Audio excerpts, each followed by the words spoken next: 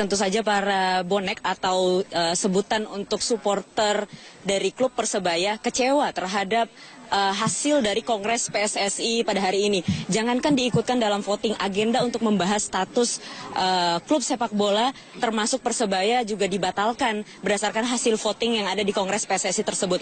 Malam ini saya ada di Stadion Tugu, Jakarta Utara, dan bisa Anda lihat di belakang saya saat ini ratusan bonek sedang duduk dan menunggu untuk dipulangkan ke Surabaya. Mereka sudah berada dan menginap di Stadion Tugu ini sejak hari Rabu 9 November kemarin. Mereka berbondong-bondong datang dari Surabaya, Jawa Timur, ada yang menggunakan kereta, dan tadi saya bertanya banyak juga bonek yang terpaksa menumpang dari satu mobil truk ke mobil truk yang lain untuk bisa sampai ke Jakarta ini untuk memberikan aspirasinya dan agar didengarkan di Kongres PSSI yang berlangsung juga di Jakarta Utara, tepatnya di Ancol pada hari ini. Tentu sebuah keputusan yang mengecewakan. Namun jika Anda memperhatikan di sosial media ada hashtag bonek geruduk Jakarta, dan sempat ada komitmen dari para bonek untuk tetap bertahan di Jakarta sampai tuntutan mereka dikabulkan. Tapi ada apa? Bonek malam ini tiba-tiba menurut dalam tanda kutip dan akan menumpangi 15 bus yang akan membawa mereka ke Surabaya. Jawabannya kita akan coba gali. Karena saya di sini sudah bersama dengan koordinator dari bonek, ada Bung Andi Peci di sini. Selamat malam. Ya, jadi tadi kami memutuskan bahwa memang kami tentu taat terhadap aturan gitu, Kami tidak ingin mengganggu Jakarta, kami tidak ingin mengganggu situasi yang ada di Jakarta yang lagi panas soal itu. Kami akan pulang ke rumah. Perjuangan teman-teman bonek akan kita lakukan langsung nanti di Surabaya. Karena memang sekarang juga sudah mulai bergerak teman-teman yang ada di Surabaya soal itu. Hari ini Surabaya kami lumpuhkan. Puluhan ribu, bukan hanya bonek, rakyat Surabaya sekarang lagi di depan Gerahadi semua. Mereka akan berkeliling gitu untuk menyatakan statement terhadap negara bahwa persoalan Persebaya belum clear sampai sekarang. Kami menghargai warga sekitar Jakarta Utara sini. Terima kasih telah menerima kami. Makanya sebenarnya dari awal kami memang mau bertahan di Jakarta, tapi ada pertimbangan-pertimbangan khusus menghargai rakyat yang ada di Jakarta. Makanya kami pulang besok. Jadi bukan berarti perjuangan bonek berhenti sampai di sini ya? Oh tidak, makanya hari ini puluhan ribu bonek dan rakyat Surabaya sudah berkumpul jadi satu, menyatakan statement bahwa memang kongres yang sekarang ini mendolimi Persebaya, kongres PSSI tahun 2016 ini. Ini kan sebenarnya anti klimak dari apa yang dicita-citakan oleh Presiden. Ini kan. Baik, tahan dulu sampai di situ, Mas. Ketua Umum PSSI yang baru berkomitmen untuk segera menuntaskan persoalan klub-klub ini dan memberikan tenggat maksimal Januari sudah clear gitu. Bagaimana? Apakah ini didukung oleh optimisme dari teman-teman bonek Persebaya? Oh, begini. Jadi kan problem Persebaya harusnya diselesaikan di Kongres ini 10 November 2016. Kita tidak ada urusan dengan ketua PSSI yang sekarang ini terbentuk.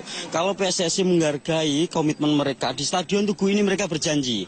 Di stadion ini 3 Agustus yang lalu mereka berjanji, Menteri Pemuda dan Olahraga dan PSSI berjanji kepada bonek agar persoalan Persebaya clear di tahun ini, di tahun 2016 di Kongres ini. Artinya sebenarnya tidak ada hubungan dengan siapapun ketua PSSI yang terpilih, itu tidak ada hubungan dengan kami. Karena ini sudah masuk ranah pidana. Persebaya Surabaya diundang sebagai voters, tapi namanya dipakai oleh pihak lain. Sudah kita kenali, itu adalah Bayangkara FC. Makanya teman-teman bonek dan rakyat Surabaya sekarang sudah melakukan perlawanan di Surabaya soal itu. Baik Mas Andi, sayang sekali waktu kita hanya sampai di sini saja, dan saudara, hampir 1.000 bonek malam ini akan berangkat ke Surabaya, dan tidak sendiri tapi dikawal dari Brimob, pasukan Brimob yang datang langsung ke Jakarta untuk mengawal mereka kembali ke Surabaya. Demikian Cindy, kembali ke Anda. Oke, Nirmanita melaporkan langsung dari Samayadi mengantongi 76 suara dari total 107 suara. Edi mengungguli beberapa nama seperti Muldoko dan Edi Rumpoko. Kemenangan Edi Rahmayadi sudah diprediksi sebelumnya karena namanya disebut sebagai salah satu kandidat kuat sebagai Ketua Umum PSSI. Ketentraman dan ketertiban di ruang. Salah satu keinginan Edi sebagai Ketua Umum PSSI adalah membangkitkan sepak bola Indonesia di ranah internasional. Sudah cukup lama pasukan Garuda tidak meraih gelar bergengsi, dan pria kelahiran Sabang, Aceh ini masih aktif sebagai Panglima Komando Strategi Angkatan Darat.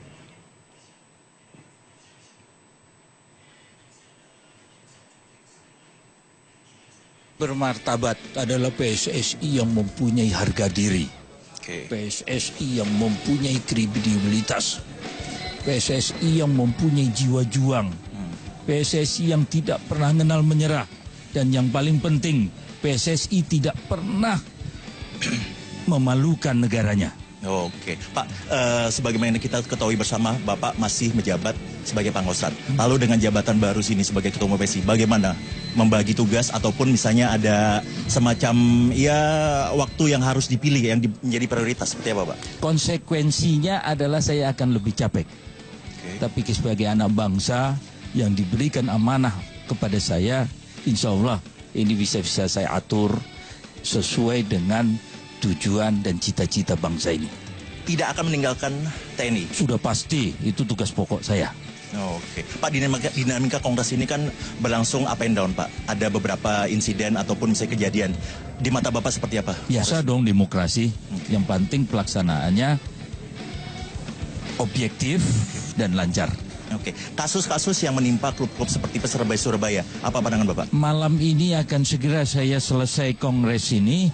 Saya akan, setelah exco terbentuk, saya akan melaksanakan rapat terbatas, menschedulkan membahas itu, insya Allah tanggal 1 Januari,